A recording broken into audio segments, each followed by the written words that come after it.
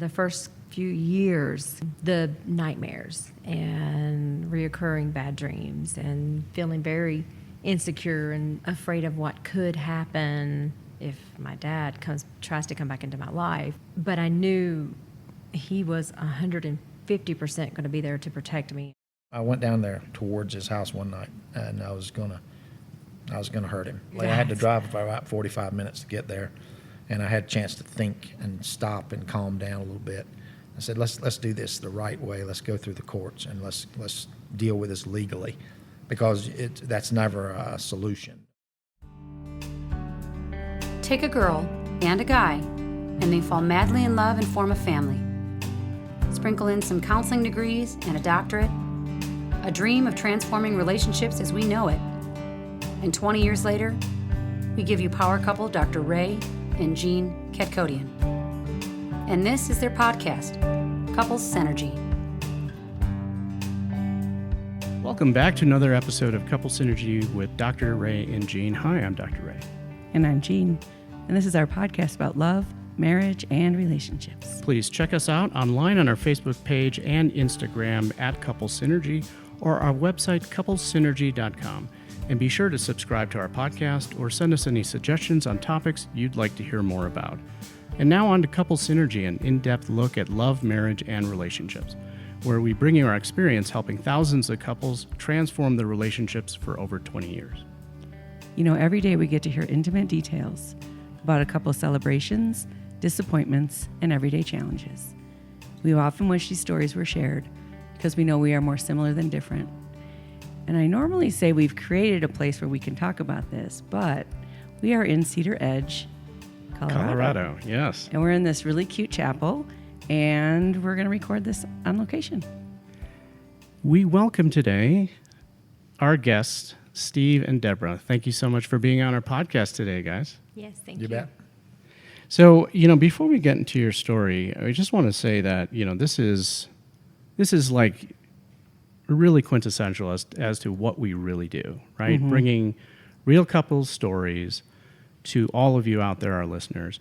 And, the whole premise of this was to kind of help everyone understand the normal challenges and successes of couples all over the world, right? And we just met Steve and Debra recently, and we are now in location in Colorado because we're just kind of looking around for some property out here, and Debra has been a wonderful realtor, for us, and we met her husband as well, and so we wanted to bring their story to you guys as well because it's a very fascinating one. Absolutely. So before we get into your story again, why don't you guys tell us a little bit about yourselves? How old are you, and what do you do for a living, and how long have you been together? Well, I've worked for the federal government for 30 plus years, about 32, and I work in the Department of Energy and do communications work. 57 years old. I've been married for almost 37 years, and we married right out of diapers. So True story. Yeah, I'm Debra, and I sell real estate, obviously, and have been doing that since 2002, and met Steve in 1984, and we dated for 8 months before we got married. I had turned 16 years old 4 days before our wedding day. So we've been married literally all my life, it feels like. But it's been good.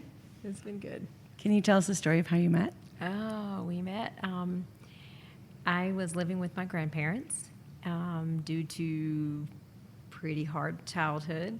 My grandparents took me in, and I had started attending a church with my aunt, my grandparents' daughter-in-law, and he went to that church, and I saw him and thought, okay, I like his Levi's, I like his Converse tennis shoes, I like his plaid shirt, and he's a pretty attractive guy. I want to know more about him, and I just kind of watched him for a while, and first thing you know, I started asking questions, and then he got word that I was asking questions some kind of way, but he wasn't at all interested because I was quite a bit younger, 5 years younger than him. At And that you were time, 15. I was 15 Yeah. years old, so he totally was not interested. And so I just had to pray about it. I just said, okay, God, you got to help me with this. And he did, obviously, because here we are, 36 years later. 2 children, 3 grandchildren. Yeah, it's great. Yeah, I was back from reserve duty in the military, and so I had just got back to town, and she was attending the church, but she was obviously too young to date to have any kind of interest like that. But it was I wasn't particularly looking for a real relationship when we got together. I just wanted someone to hang around and be a pal with. Oh, buddy. That was what we said, buddy and pal. He wanted somebody to go bowling with, go out to eat with, and just hang out with. And because of my childhood, I was not in that place. I guess you could say I was ahead of that space. I was not into wanting to just go bowling and just hang out on the weekends. I'd already lived quite a long life prior to that, it felt like. And so I was ready for settle down, meet someone, spend the rest of my life with this person kind of thing. At 15, At 15. wanting to settle down at that I point. did. Wow. I wanted security and I wanted love, real love, not abusive love. If you can even put those words in the same sentence, I don't think you can. But I wanted a whole life, and not just, So that's why I was hoping. I think you can put those words in the same sentence, and Oh. I think that's important. Okay. Because I think love is just a connection. Now it's the quality of connection that we're talking about. And when you say abusive love, and I think this is unfortunately a very common experience for young girls, and even older girls, right? And I don't know how much of your childhood you want to share, but I think that story is important in terms of there is life after that. Oh, for and, sure. And there's healing and there's hope. For sure. And I've never had any issues sharing my story with what happened to me as a child from the time I was 9 years old. I've often thought about writing a book, honestly, but it would have multiple layers to it. It would not be one book. So, because there was more abuse prior to the abuse that I experienced, because my mom went through abuse, and by my biological father's son, who was from a previous relationship. And then when that happened and put her down, she was bedridden for almost a year because of that. And Was that a physical abuse? yeah, Wow. he had assaulted her and took her out to murder her. And she jumped from a moving vehicle going 45 miles an hour and just about died. So my grandma stepped in and took care of her. And my dad, my biological dad, took care of me and my sisters. Well, and then my half-brother obviously went away because he should have. But so my dad kind of began to treat me, since I was the oldest of the 3 girls. I kind of became the wife in the home, I guess you could say, in every way. So, and that lasted for 3.5 years of my life. And it was a very difficult time. And I did feel very suicidal, and I did attempt suicide once I realized that that was going to happen to my sisters, and I absolutely was not going to see that happen to them. So I had wrote a very long letter explaining, here's what's been going on, take care of my sisters, I love you, I just can't live this anymore. So, and then... How old were you when you wrote that? 13. So I'd kind of lived a whole full life by the time I was 13. So anyway, I did attempt suicide. My sister happened to walk in the bedroom as I was trying to end my life. And interesting, I don't even think we have enough time to go through all of this, but interesting enough, she started screaming. My mom comes running in there, and her first statement to me was, has your dad been abusing you? You know. And I said, yeah. So she didn't know, or she didn't want to. She didn't want to suspected. accept it. That's the whole size of it, because she had lived in an abusive situation with him, and so she was afraid of him herself. So why would she want to see him, doing that to me? So I don't think she could accept it. I think when I look back on how everything went down, I see her as just as much of a victim as I was in this whole situation, because she didn't know how to get us out of that. After she found out that that was truly happening, it's like, okay, now what do I do? So she gathered us up and took me and my sisters to my grandma's house. And of course, when they found out about it, it was like, And my granddad, being the man, testosterone, screaming, where's he at? I want to kill him, kind of thing. But he did, obviously did not do that. But so long story short, it ended up, I stayed with my grandma. My mom went back to my dad. We ended up going to court, ended up in a trial, and it basically was myself and my grandparents against them, basically. So that's why at age 15 you were ready. Mm-hmm. Yeah, I'd moved in with my grandparents. My mom, we ended up on opposite sides of the situation, and it took us several years before I could even really communicate with her even throughout that whole thing. My dad ended up going to prison. He was there for 18 months.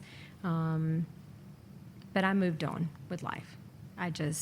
My grandparents were a godsend for me because they loved me and supported me, and they were there and through the hardest of hard times, for me.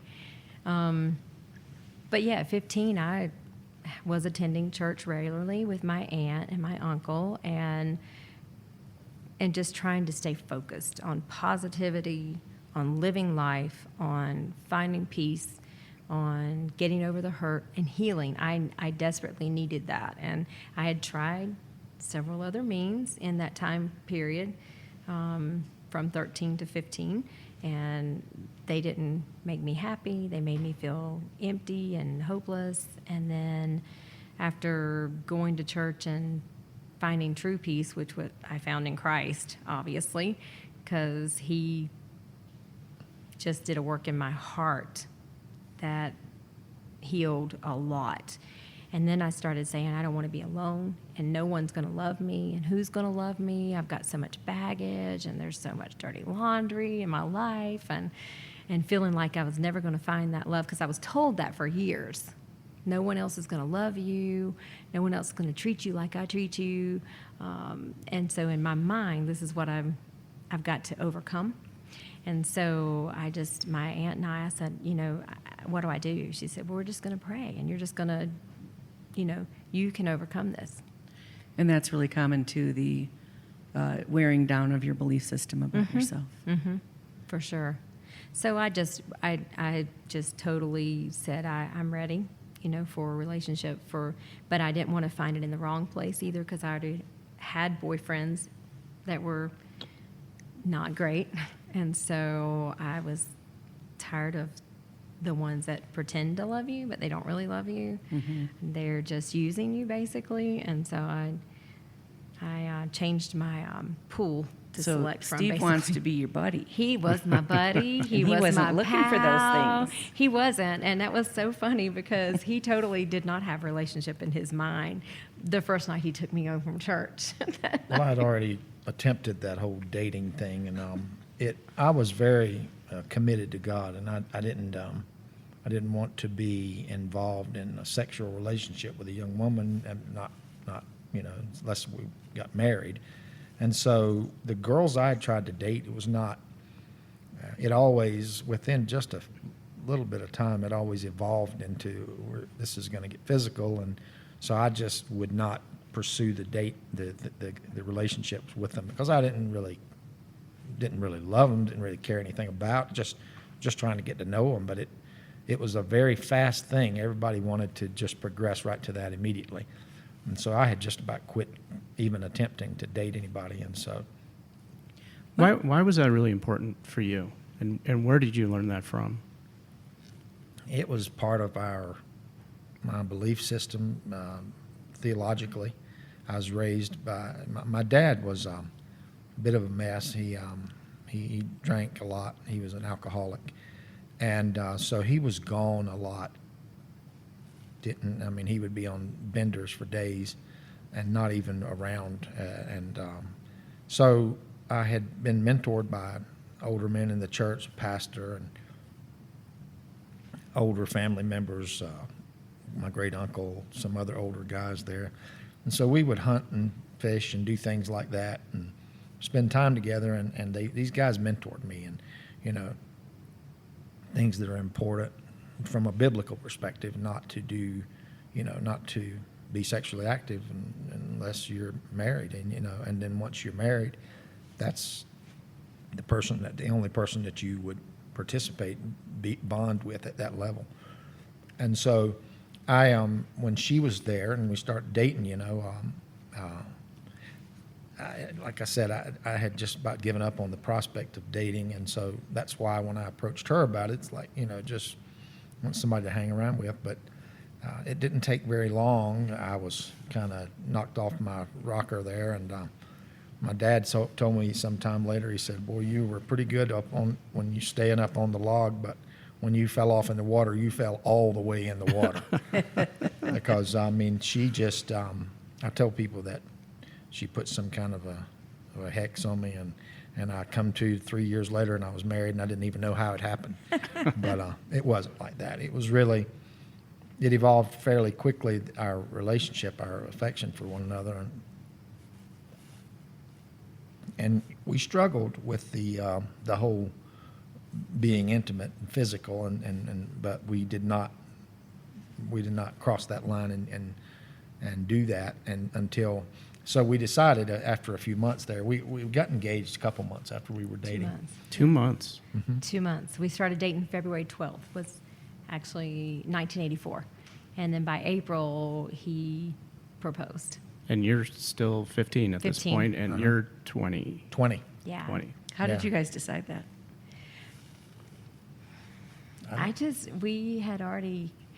I loved him obviously before he ever officially said he loved me, but I give love pretty easy.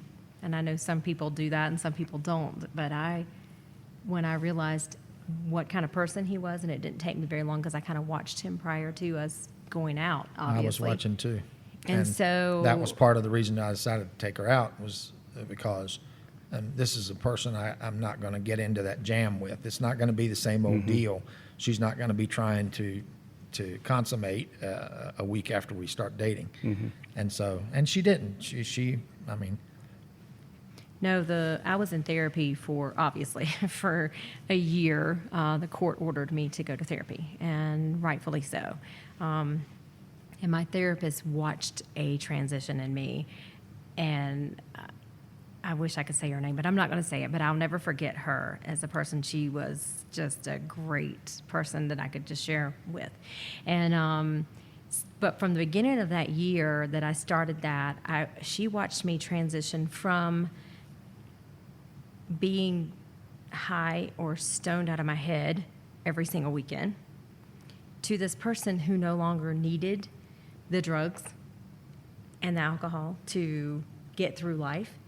And then I crossed over into a relationship with Christ, and then from that I started dating him after that. But she never saw that part of it. She told me that typically in my situation, what would have happened would either I would have become more like a prostitute, or I could have actually ended up in more of a lesbian type situation, or it's very rare that you end up in a monogamous situation where you devote your life to one person and he's there, for you, and that you stay together and that kind of thing. So I honestly, the odds were kind of stacked against me, so to speak. But I'm really thankful that Steve was willing to take on the challenge, I guess you Well, could my say. parents were a little apprehensive of that because my mom was abused as a kid, and she struggled with that. And so both of my parents were concerned because her situation was public. I mean, it had been in the papers, and everybody knew what she had been through. So they were concerned that that we would have difficulty. And so I told them, by the time they started kind of mentioning that to me, I was already completely head over heels gone. It was too late. And so, I said, it's going to be all right. Because obviously, you got to have God in the middle of the thing. And I really believe that that's the secret to our success, is that we kept God in the center of our relationship. We pray together.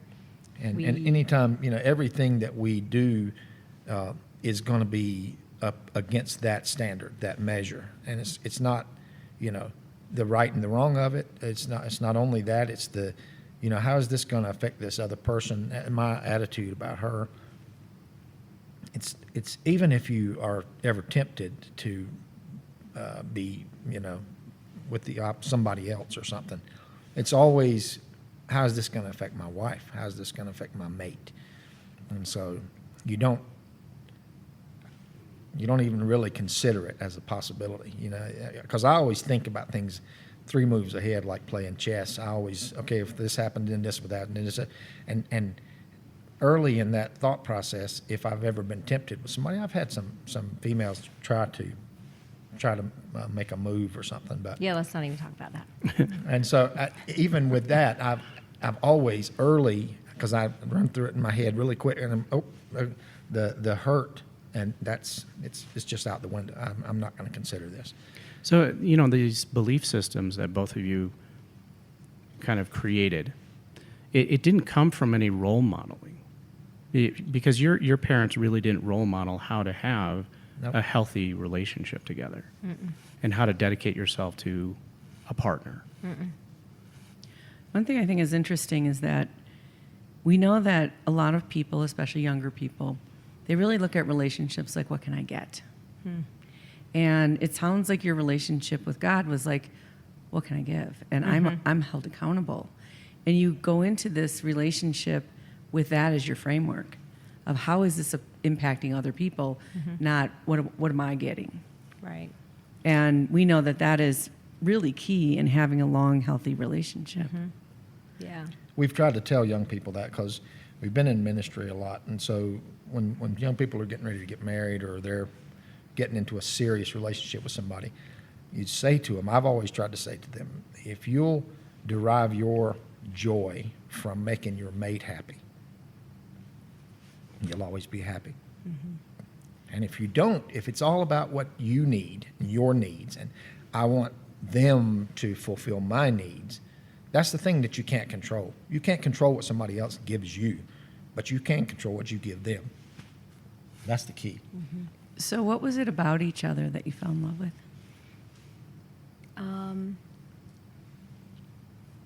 His conviction, his morals, his love for, first of all, pleasing God, the vertical relationship that I saw between him and his creator. That's what stood out to me. And then on a fleshly level, it was that pair of Levi's. And those Converse tennis shoes, and that really dark tan he had with that brown plaid shirt. It was quite attractive, if I can just tell you. It was her. She's a gifted singer, and so her music, she would participate and sing and do things, and so it was captivating, And she was, our relationship as we began to spend time together, it was just clicked. It was just right. It was very Meant to be. We wanted to talk. I mean, we'd go on a date and come back home and talk on the phone until later on in the night because she was young, and her aunt. I had a curfew. She had a curfew. Obviously. We come in As one you night. We were late one night. You're right. 5 minutes late. I think 5 minutes after 11. I was one grounded night, for a week. that she wouldn't let her go out with me for a week. Grounded for a week. And so it was, but I watched her for a while, and even after that, having somebody that you can trust, that they're not going to betray you, they're not going to cheat, because that kind of thing. My dad did that because of alcohol. This is another thing, is that I determined young that I would never consume anything that's going to make me forget what I did last night. I'm never going to be out of my head, because I am a human, I'm male, and I wouldn't trust myself passed out drunk. I'm just not going to do it. And I also don't ever allow myself to go anywhere and to be alone with the opposite sex. I just don't do it. Now, in the beginning, though, you had said that you knew about Debra's past and the stories and it's been in the paper and all of that. Did you have any concerns initially? I don't think I did, because initially, like I said, I wasn't planning to get serious with her. Right. And Looking for so- a pal. Yeah, and that kind of I was shaking chicken blood. And there was a voodoo doll That's what I involved, told her. honestly. She's No, just poking, kidding. sticking the voodoo doll. Just kidding. No, I didn't. I wasn't looking that far ahead, to be honest. And even when my parents started talking to me about it, I think I really deep down felt like, because I had watched her life there for some months before we started dating, I really felt like God had already taken care of, was helping her through everything that she was going through. And I still believe that's the secret. I don't think you're going to have a good life if you don't surrender that to God, to His guidance and you're just give your life. Because I think if you do that, He's going to help you make decisions that are going to make your life good. And I think, and it's always about choices and consequences. Everything in life is about choices. There's consequences. That's what I'm saying about cheating. If it ever came to my mind, it's like the consequences of that are just unacceptable. And so I don't think by the time I fell for her, I was long past any, we can't do this because I'll be worried about what's going to happen, and so I wasn't worried about it.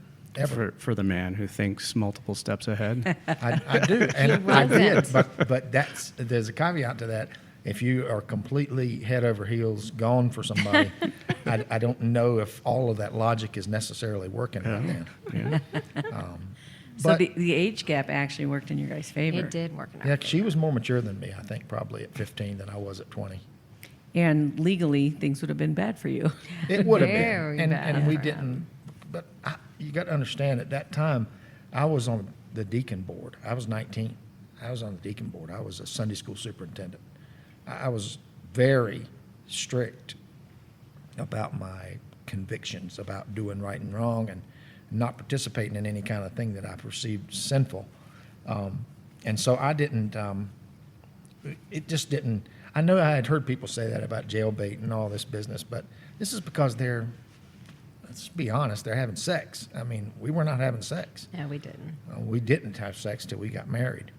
I'm not going to say that my And thoughts were pure. And even throughout for all of me, that. even for me through that process, and I really didn't have a great taste in my mouth, so to speak, for sexual activity of any kind. And so it wasn't hard for me from that standpoint of going into the relationship with him, but as I fell in love with him and as he fell in love with me, and that was being reciprocated. That was the struggle. That was the struggle, because then I did want to I was naturally drawn to him physically. And that's Obviously. really important, and a lot of couples aren't even close to doing that. They're having sex long before they even know each other. And that's, yeah. no, It's sad. It's Yeah. it's too cheap, and we don't consider that cheap. So And then you have to get over that throughout your relationship, right? Well, it makes sex more of a priority than the actual relationship Right. and the Right. connecting. Right. sex is a part of the relationship, but it's not the whole thing. Yeah. Right. And the companionship, that's the reason. The longer you stay together, your companions. If all you have is the sex, then and you're not friends. I know people that are that way. They talk about, but they don't really have. They're not friends with their Just spouse. cohabitating. They're just And under the we're same- friends, and the sex is a part of it, but it's not the whole thing. So did you struggle with trusting, like, is this really real? Oh, definitely. Yeah. And the first few years, the nightmares and reoccurring bad dreams and feeling very insecure and not from him, but from just afraid of what could happen if my dad tries to come back into my life but I knew he was 150% going to be there to protect me and to shield me from any more abuse. But it was more, I know he loves me. I know he'll be there for me. But how long is he going to endure all of this every night or every other night, waking up, me screaming to the top of my lungs, scared to death? And how long is he going to endure all of this himself? Because it was like he was having to go through some of the abuse, and But I'm a he guy, shouldn't have. and so my first reaction when everything like that is to get angry and to want to cause bodily harm. Because you wanted to protect her. Right. Absolutely. Right.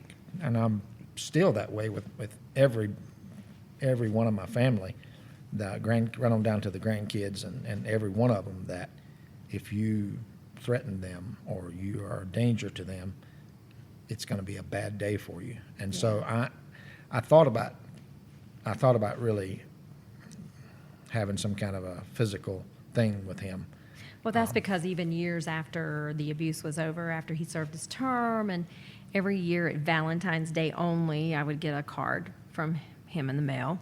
And we were sick of that. And then the phone calls started happening where he would call and he would talk very vulgar and very ugly to me in the middle of the night. And I had to press charges against him again, go back to court after I had children, and had to still go back to court and fight him and to prevent him from continuing to try to bother me. So it was a very hard time, not between the two of us, but because he wanted to go just take him out. Mm-hmm. So he would I leave thought me about alone. it. I went down there towards his house one night, and I was gonna hurt him. And then I was begging him, but I'll be without you. And so You can't do fortunately, I had to that. drive for about 45 minutes to get there, and I had a chance to think and stop and calm down a little bit. I said, let's do this the right way. Let's go through the courts and let's deal with this legally, because that's never a solution. Getting even, vengeance, and hurting somebody. I mean, it's just not you go to jail then. And so And I didn't want to be imagine that must have felt like very powerless for you, just kind of watching her go through those. it was, especially when we first got married and she used to have the bad dreams. That was a tough time because every time she would wake up, I would be immediately angry at what had caused her to get into that state, and just trying to reassure her. But eventually she got I past it. did. What is the line that you tell men? So as a partner in a committed relationship, I tell men that you are the sum total of the pain caused by every man in her life. And it sometimes feels like you're paying the bill for every one of those men. Okay, and that's what I saw, or that's what I felt. So in response to your question, it scared me that he was having to pay for what someone else caused in me. How long was he going to stick that out? That's where, if I had any doubt, it came from that thought process. Not because I didn't feel like he loved, I knew he But loved that you me. were too much. But that this was going to be too heavy for him. This is just too heavy. You know what I'm saying? It's like, because it was a lot. It was a lot. And a lot of people that go through abuse, they don't always process it so young. They usually start to actually process it at menopause. Wow. And the difference is that you can lock up a part of yourself, and you can go through the motions of being a wife and being a mother, but you can't have your heart open. And you guys went in this with your hearts open. Correct. And so you didn't have a chance to button that all up and wait until your kids are grown and you can finally have this other hormone shift that opens this stuff back up. And it is years. It is years to heal, and it's it's happening in your sleep. It's the part of your brain that is unconscious that stores it all, and then fights with your conscious mind. And so your stories are really incredible because most people don't do that healing that young. So how many years did that go on for? What was the journey? Oh, the first few years of our marriage, it was like that. I think by the time the kids were born, when I had my first child, it changed. it started changing because our focus, my mental focus, had to shift. It was no longer about like just the two of us. There's another human being in our life now that we focused all of our attention on, and this was our, our new love. And so I did notice a shift now that I'm talking to you about it. It was during that time that we were having our children that shifted. And there is a hormonal thing that protects you. So they say that women during childbearing years are healthier. And the worst mental health is women between the ages of 42 and 62. Wow. Because of the hormonal shifts of menopause. And all that stuff comes up for healing. So that all makes a lot of sense. Yeah. What were some things that he did that were helpful for you? Oh, wow. So he's always tried to, I guess you could say, pump me up as a person, make me sound better than I actually am, actually. I mean, in his eyes, I'm supermodel material. Obviously, I'm not, but you couldn't convince him of that. And so to him, I'm the most beautiful person in the world. My actions, because he treats me that way, I obviously feel like I just want to just dote all over him, because who doesn't like to hear how beautiful you are and how incredible you are, and what a great mom you are, and you've been a very loving wife, and he just says all the right things. That's just the obvious stuff. See what I'm saying? How can you not love that, right? I don't how I feel about lying. I know. No, you don't lie. Did you have an idea of how to help her, or is No. that just your nature? And No, He just loved me. That's I all. didn't have any kind of. I don't know if I even realized the depth of what she went through about that, because I didn't really have any frame of reference for that. I was not abused. My dad doing what he did was, I guess in a way it was abusive to the family, but I didn't go through that kind of thing. And my mom was always she was very involved in church, and so, I mean, she had a lot of impact on who I became as an adult because of our theological discussions that we had a lot. So we had devotions every day, and we would talk about, biblical examples and all kind of stuff. And like I say, I had these other guys who would somebody gives me a pointer about something, and even after I got married, you talk to somebody, a pastor or whoever, and you say, this is going on here, and then you get their take on it. And the men that I were in good influences in my life were all in stable marriages for their whole life, and so they gave good counsel, and so I was receptive to that. That's the other thing that we always tried to do is we didn't avoid people that were having problems, because we enjoyed helping people, but our close connections, the relationships that we delve into with our whole hearts, were with people that were of the same type, relationship. They were very committed to each other. They loved each other. They wanted to spend time together. They weren't trying to get away from each other. They weren't trying to have girls' weekend, boys' weekend, separate. It was, let's get together. Plus, there's real risk in hanging around with a couple who are in marital trouble. Right. Because if you're not careful, they'll be pursuing something else, something extramarital themselves. And so even if you don't consciously say we're gonna, you don't become best of friends with somebody that's gonna struggle. So you always sought out couples who would resonate with the same belief system that you both had. Absolutely. Yeah.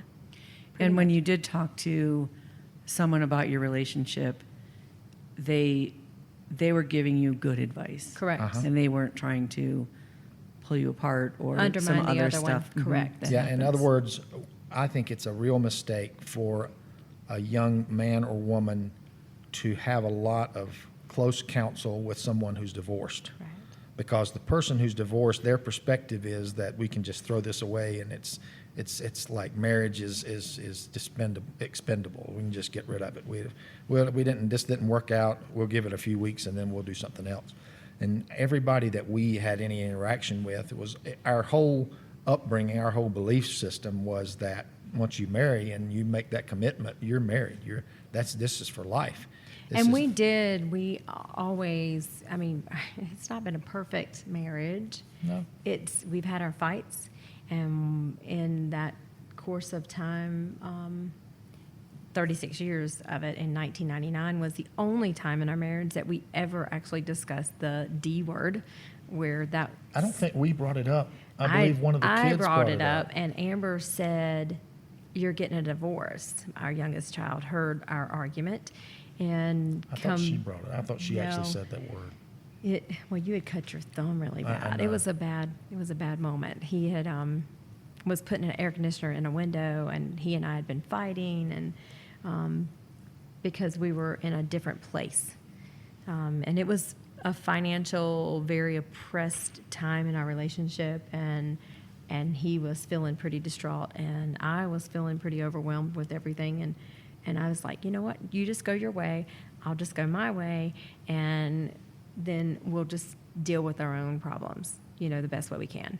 And I was trying to get her to move somewhere. And so it came to me pretty clearly when it escalated to that point that the D word came up.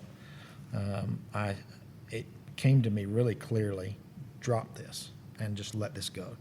And so I began to pray about it, that if I'm supposed to go to the place that I think we're supposed to go, then God's able to help her see that.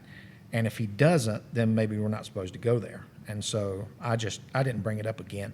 I purposefully decided not to bring that topic up again. So And you wanted to move because of finances, right? Yes. Financial reasons. That was the biggest reason. Yeah, because where we were at, it was like a black hole. we were not going to get out of that. It was not going to be good. And in the same state that you guys were always in? Born and raised That in, was where we in were North at. Carolina. We had Born and lived out raised. here and had gone back. And when we went back, the bottom completely fell out financially. I lost a lot of money going back there, and so I wanted to come back here to this job that paid a lot. And she didn't want to come back, and so that was what the schism was about. And so by the time, after I realized that this is going to escalate beyond completely and destroy us. And so I just I wouldn't bring it up again. Even if she had brought the topic up, I wouldn't have discussed it. So fast forward from 1999 to now, and obviously it worked out like it was supposed to. Yeah, you're here. We're here, and it's been better than, obviously, he was right, and I was not about that topic. But it's not, it's never been like, oh, I'm right and you're No, wrong either. and he never made it seem that way either, ever. What was happening in that situation? Because it sounds like you were always able to resolve a lot of things. Why was this one such a big deal? I think when we first came out here, it was completely alien to everything that we knew, our church and everything. And her mom had a really hard time while we were over here. Her house burned. It was for her. And so she thought It if was we for my went mom. back to North Carolina, we could help her. Turns out that we didn't really help her, I don't think, being there. But at the time, when you're here and you feel completely helpless to help your family, all of our family were over there. And so she felt like if I'm there, I can help her. So the thoughts of us leaving again, it was just like, no, I'm not leaving her again. And I think it took some time for her to come to grips with the fact that she was not going to be able to change her mom's situation. I tried. You try. Mm-hmm. It's your mom. She give birth to you, and so she had my mom had a really hard life as well.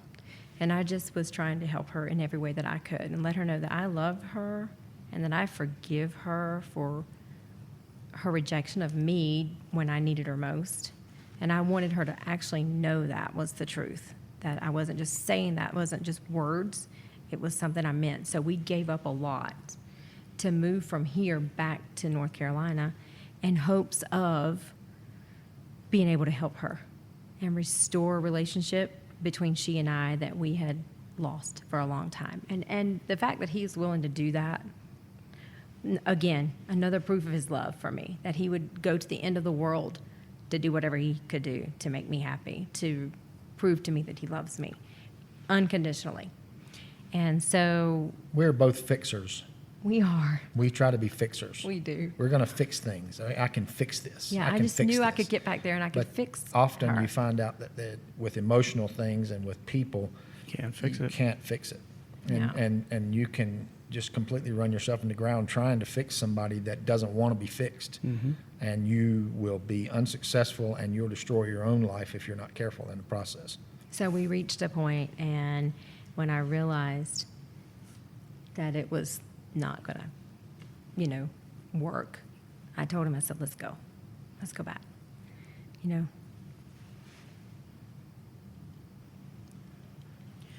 Was that an important part of your healing journey to go back and to try to help your mom? probably a big part of what I felt like was going to be necessary. It's like mending a bridge. I felt like I needed to do that because she was in such a bad place. She was in a hospital, a psychiatric unit actually, and after her house burnt down and things went, really got bad for her. So I felt like I need to do this. I've got to get back there to help her. I feel like if I, the one who she hurt, comes back to offer her support and love and be there to help her get through this, that it'll pull her out of it where she was at. But I also feel like that's going to help me to heal, as well.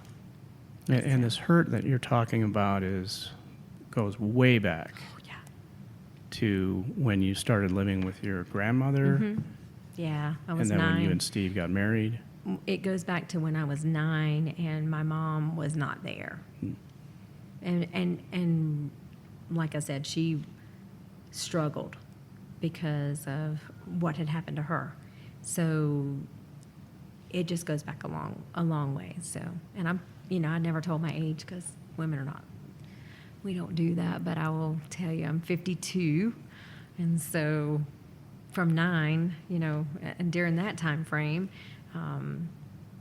I just felt like it was important to try to heal that relationship with her. So you just carried that guilt. I did. Because logically, it makes sense. We should have a certain relationship with our parents.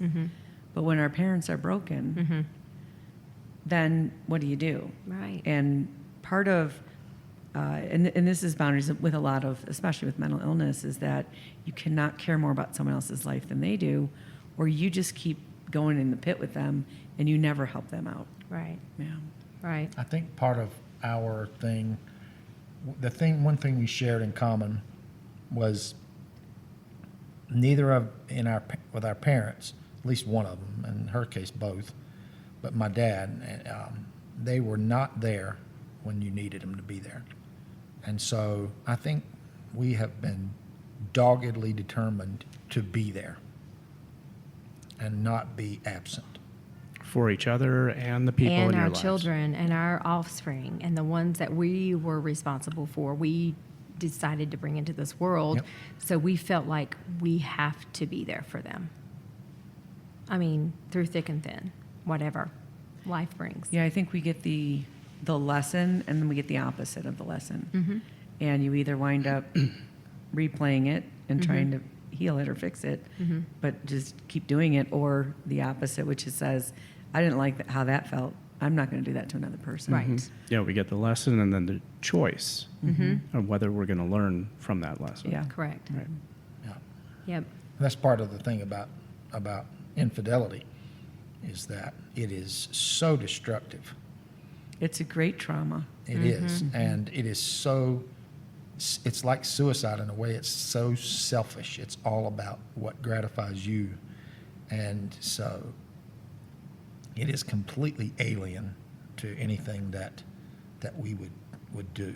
It's just not. The other thing that we always found very important in our life is throughout the years, every year, even after our children were born, every year we made it a point that during the time of our anniversary, we were going to separate ourselves from our everyday routine, our everyday life. This is going to be our time. We've made it another year. We are going to go celebrate that. And so we made it a point every single year at our anniversary to take 1, 2, or 3 days or longer if possible to just be together, just the two of us. No children, no anything. Just us, just our time, developing that relationship, developing that friendship, that mindset Feeding of it. we're in here for the long haul, dude. You're stuck with me. You understand that? You are stuck with me. And that was right from the beginning. Absolutely. Even when we From were our- broke as a joke, we would try to find a way to. even cheap to be ways to together just go like be that. together. Yep, Right. exactly. I think that is that idea of you're stuck with me is what all human beings really long for, is to have a person who they can really, really count on and feel safe with us in this world. And everyone tries to look for it out there instead of do right with the person you're with. Yeah. And the payoff over the years, I always say it's like chicken soup, First it's just a carrot and a celery and some chicken, but then the infusion, you can't tell it apart anymore. Right. To the part where it is, if it hurts the other person, it hurts you. Yep. also. Yeah. Well, he always says, you can try to leave me, but I'm going with you. Yep. That's why I said, if you ever leave me, I'm going. I'm with going with you. Yeah, I think a lot of couples, they try to create that in an artificial way. Like, well, let's do prenups and let's make sure that everything is separate so that if we do separate, there's going to be minimal damage. And it's kind of like, starting off with the cart before the horse. It's admitting defeat, Yeah. in my way of looking at that, before you even get started. Yep. If you're making provision for how you're going to break up Escape. Right. before you start, then you're not in it. You're not committed to it. You got to be committed to it. Like there's no prenup. I don't want to separate. I don't want to give you half. I don't want to have half. I don't care about the stuff. Yeah, if the stuff is more important than the relationship, that's a problem. That is the The problem. value of the relationship is the relationship. I It's would- not the stuff you acquire, because that stuff, who cares about that stuff? Right. I would tell him, I don't want to be sitting on the front porch when we get old and we're rocking and we're just looking at the landscape and discussing memories. And I start sharing something with him. He goes, I don't have a clue what you're even talking about, because it was with somebody else. I don't ever want to have that kind of conversation with him. Our memories are our memories. It's our life lessons. Good and bad, Good or bad. even the bad stuff. It's our time together. And I don't want to start over. Holy smoke, who wants to do that? Oh my gosh. I mean, to find another human that could be with me through all of the stupid junk that I've ever said and done. I mean, because I look back on it some and I think to myself, oh my God, how could you possibly say some of the things that you said? But it's part of learning, becoming who you are, is that when you say something stupid, you've got a person that you can trust to say, well, that's stupid. And you can, even if you bristle at that, you walk away and you think, okay, is there validity what she said, is that it's stupid? And real often, it didn't take me real long, yep, that was stupid. Yep. Pastor used to always tell us that you can only be young and stupid for so long. You got some point you got to grow up and get past that. So Yeah. yeah. Yeah, the point of being in a relationship is to help each other become better versions of yourselves. Yeah. And you can't do that if you're not paying attention and witnessing Each each other. other's lives. Yeah, if you don't trust the person, you got to trust the person that they really have your best interest at heart. They're not. You just know they're not trying to just make what gratifies themselves. They're looking out for you just like you're looking out for them. Same thing. You know, that concept is interesting because the entire animal kingdom does that.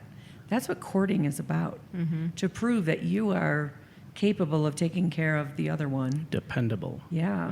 And I think when we add sexuality in before that, before we know that we can trust that person or that they can really, be there during the difficult times and the vulnerable times, it's over already before it begins. Yeah, I want to ask, how much face-to-face time do the two of you have over a course of a week? And face-to-face time is just the two of you, no distractions, so TV's not on, you're not watching movies or anything like that, but just the two of you interacting. A lot. We like talking to each other. I think our favorite time is after the TV's gone off, after everybody's gone to bed, because currently our situation is we have his mom has moved back in with us, so we're helping with her and helping with my oldest daughter has moved back home as well. So we kind of have to really, divvy out the time, and then we take our time. And I think it is late in the evening when we are just the two of us, and we can talk and we can share our thoughts of how the day went. And I can cook him a lot of eggs to go to work, and that's one of his favorite And things. weekends, Weekends. days that we don't have to be somewhere, we talk a lot. I mean, and even when I'm at work or she's working, we talk. We get on the phone or whatever, and or video chat or whatever, and talk. Even if we're not looking at if we're not in the same sitting together, we're talking.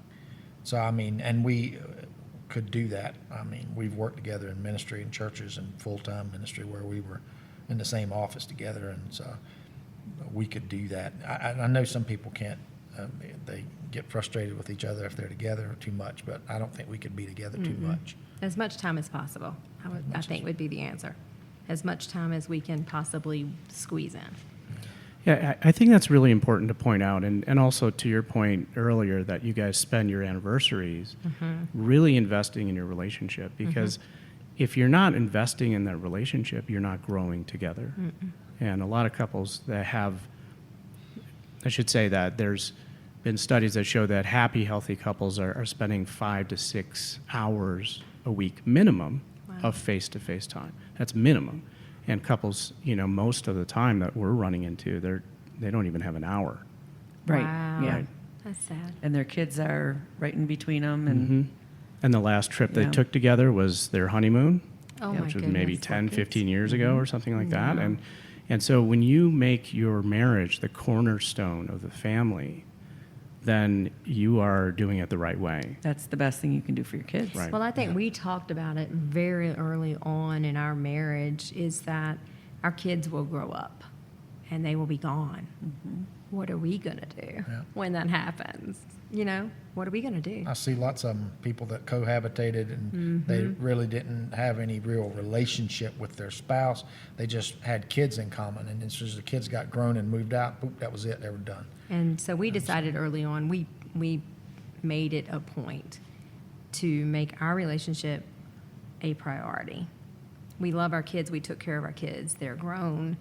But we made a point that our relationship had to be priority for many reasons. For the stability of the children, that they could see that in us, that we loved each other, that we were going to be there together for them. And the fact that we were going to spend the rest of our lives together, and I needed to know this person, really know this person, and he really needs to know me. So it was more, I think we were it was a very purposeful action. You don't have to work at being friends with your best friend. All you got to do is be best friends with them. If you want to be best friends with somebody, that's who you want to be with. So if you have an option to do something else or spend time with your mate, with us, some people, I mean, maybe I don't know, but I know that with us, our best time is that we're going to be able to spend time together. I don't need some other stimulation from some other source. Hang with the guys, and I just don't need it. I've never been interested. I don't have to work at that. It's not that I have to try to cultivate the relationship. If I've got time away from whatever I've got to deal with, I'm going to do that. It's just what I want to do. We just want to be around each other. It's fun to just be around each other. So I bring him to work with me Yeah. on his day off. That's how we know him. Hence That's today, how right? you know. Yeah, and long rides in the car is the perfect time. It's great 'Cause you can talk, conversation. you know. Yeah. And she can tell me how not to drive. And, You're going too she's- fast.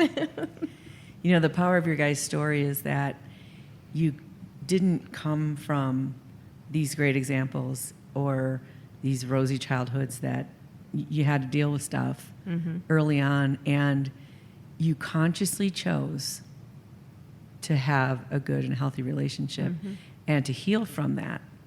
And that's really, really powerful. And anyone that chooses it can do it. Yep, I agree. Yep, And you got really conscious about it. I agree. yep. It's all about choices. It is.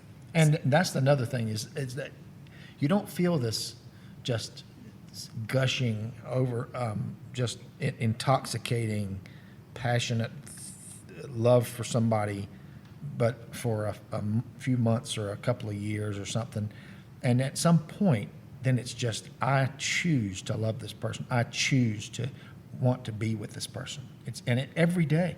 Invest. Even when you're angry because they told you something that you didn't like, or even if something happened that the two of you disagreed about, I choose to make this person the center of my focus. Yeah. That's it. So last question. What is it that your partner does that you know they love you? You can go first. Fixes me eggs. No. She takes care of me. Oh, We studied the 5 love languages years ago, and acts of service is one of her big things that since she likes to receive that, she likes to give that. And so she does things. She takes care of me. She takes care of the family, the house, the grandkids. So that's the big thing that lets me know that she loves me. yeah. Same thing. He does the same thing. There isn't anything I don't believe that he would not do for me, period. And so just knowing that, just having the knowledge of that is the biggest thing. I just know it.